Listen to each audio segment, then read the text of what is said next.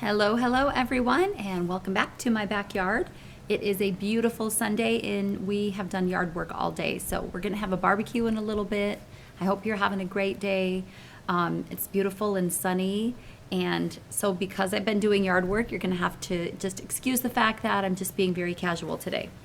But you've been at this long enough where you understand we're not all getting dressed up every day anymore. So, okay, I'm gonna read the BFG, but before I do, I have a joke. Why couldn't the pirate play cards? Because he was always on the deck. Get it? Like always on the deck of cards. Okay, so we just finished the chapters. We read one chapter last time and it was called The Marvelous Ears. And remember, the BFG's ears can hear like anything, like ants talking and caterpillars. And so he has really, really good hearing. And what he's missing is good food. And he said, all we ever eat is Snozzcumbers. And that is I'm going to show you a picture of what a Snozzcumber is. And I am going to read about Snozzcumbers. But if you don't eat people like all the others, Sophie said, then what do you live on? That is a squelching, tricky problem around here, the BFG answered. In this squash-flunking giant country, happy eats like pineapples and pigwinkles is simply not growing. Nothing is growing except for one extremely icky poo vegetable. It is called the Snozzcumber. The Snozzcumber? Cried Sophie. There's no such thing. The BFG looked at Sophie and smiled, showing about 20 of his square white teeth. Yesterday, he said, we was not believing in giants, was we? Today we is not believing in Snozzcumbers. Just because we happen to not have actually seen something with our own two little winkles, we think it is not existing? What about, for instance, the great squizzly Scotchhopper? I beg your pardon, Sophie said. And the Humplecrimp. What's that? Sophie said. And the Rap Rascal? The what? Sophie said. And the Crumpscuttle? Are they animals? Sophie asked. They is common animals, said the BFG contemptuously. I is not a very know-all giant myself, but it seems to me that you is an absolutely know-nothing human being. Your brain is full of rotten wool. You mean cotton wool? Sophie said. What I mean and what I say is two different things, the BFG announced rather grandly. I will now show you a Snozzcumber. The BFG flung open a massive cupboard and took out the weirdest looking thing Sophie had ever seen. It was about half as long, again, as an ordinary man, but was much thicker. It was as thick around its girth as a perambulator. Gonna be honest, I don't know what a perambulator is. It was black with white stripes along its length, and it was covered all over with coarse knobbles. So you're going to have to imagine that that is black and white stripes, and it's bigger than a man, it says. Half as long again as an ordinary man, but was much thicker, so maybe about the size of a man. Here is the repulsant Snozzcumber, cried the BFG, waving it about. I squoggle it, I mispise it, I desponge it. Because I is refusing to gobble up human beings like the other giants, I must spend my life guzzling up icky poo Snozzcumbers instead. If I don't, I will be nothing but skin and groans. You mean skin and bones, Sophie said. I know it is bones, the BFG said, but please understand that I cannot be helping it if I sometimes is saying things a little squiggly. I is trying my very best all the time. The big friendly giant looked suddenly so forlorn that Sophie got quite upset. I'm sorry, she said. I didn't mean to be rude. There never was any schools to teach me talking in giant country, the BFG said sadly. But couldn't your mother have taught you? Sophie said. My mother? Cried the BFG. Giants don't have mothers. Surely you is knowing that.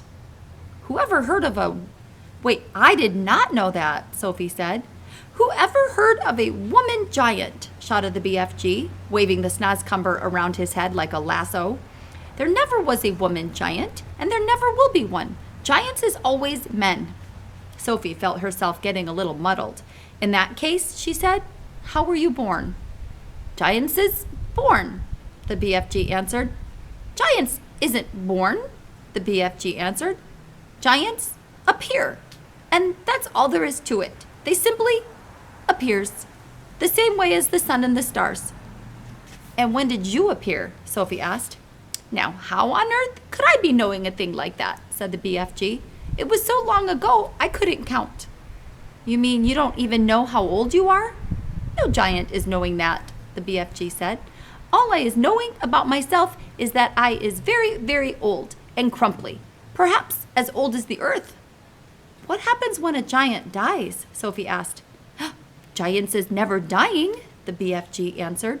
Sometimes, and quite suddenly, a giant is disappearing and nobody is ever knowing where he goes to. But mostly, us giants is simply going on and on, like whiffly time twiddlers. The BFG was still holding the awesome Snozzcumber in his right hand, and now he put one end into his mouth and bit off a huge hunk of it. He started crunching it up, and the noise he made was like the crunching of lumps of ice. It's filthying, he spluttered, speaking with his mouth full and spraying large pieces of Snozzcumber like bullets in Sophie's direction. Sophie hopped around on the table, ducking out of the way. It's disgusterous, the BFG gurgled. It's sickable. It's rotsome. It's maggot-wise. Try it yourself, this foulsome Snozzcumber. No thank you, Sophie said, backing away. It's all you're going to be guzzling around here from now on, so you might as well get used to it, said the BFG. Go on, you snipsy little winkle, have a go. Sophie took a small nibble. Ugh, she sputtered. Oh no, oh gosh, oh help! She spat it out quickly. It tastes of frog skin, she gasped, and rotten fish. Worse than that, cried the BFG, roaring with laughter. To me, it is tasting of clock coaches and slime wranglers. Do we really have to eat it? Sophie said. You do, unless you is wanting to become so thin you will be disappearing into a thick ear. Into thin air? Sophie said. A thick ear is something quite different. Once again, that sad, winsome look came into the BFG's eyes. Words, he said, is oh such a twitch-tickling problem to me all my life. So you must simply try to be patient and stop squibbling. As I am telling you before, I know exactly what words I am wanting to say, but somehow or other they is always getting squiff-squiddled around. That happens to everyone, Sophie said. Not like it happens to me, the BFG said. I is speaking the most terrible Wigglish. I think you speak beautifully, Sophie said. You do? Cried the BFG, suddenly brightening. You really do? Simply beautifully, Sophie repeated. Well, that is the nicest present anybody has ever given me in my whole life, cried the BFG. Are you sure you is not twiddling my leg? Of course not, Sophie said. I just love the way you talk. How wondercrump, cried the BFG, still beaming. How whoopsie splunkers. How absolutely squiffling. I is all a stutter. Listen, Sophie said. We don't have to eat Snozzcumbers. In the fields around our village, there are all sorts of lovely vegetables, like cauliflowers and carrots.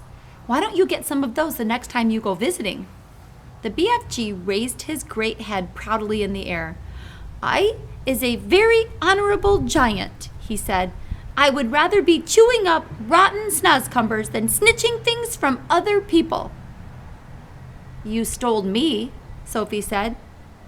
I did not steal you very much, said the BFG, smiling gently. After all, you is only a tiny little girl. I like how he talks a lot, but it's kind of hard to read. So, okay, the next chapter of the BFG is called The Blood Blottler. The Blood Bottler. I don't know what that's all about, but we're going to have to wait until tomorrow to find out.